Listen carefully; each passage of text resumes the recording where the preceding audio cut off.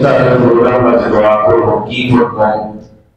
اللهم إني أسألك برحمتك التي وسعت كل شيء أن تغفر لي رواه ابن ماجه আল্লাহর নবী বলেন তোমরা এই দোয়াটা করো আমি তোমার বিশ্বময় প্রশান্ত রহমতের ওসিলায় তোমার কাছে আবেদন করি যে তুমি আমাকে ক্ষমা করে দাও আল্লাহর কাছে ক্ষমা চাওয়া আল্লাহর রাজত্ব আল্লাহর মর্যাদা করে আল্লাহর গুণগান নিয়ে আল্লাহর কাছে ক্ষমা চাওয়া আল্লাহুম্মা ইন্নী আসআলুকা برحمتك التي وسعت كل شيء أن تغفر لي আল্লাহর কাছে বান্দা ক্ষমা চায় তোমাকে ক্ষমা করবেন তিনি কে 7 নম্বর ইফতারের সময় দোয়া করা যখন ইফতারের সামনে এসে যাবে তখন করবেন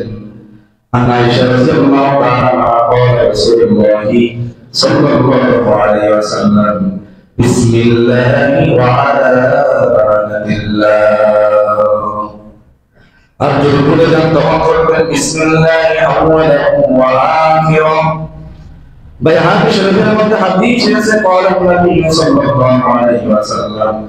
يا واسع المغفرة اغفر لي رواه البيهقي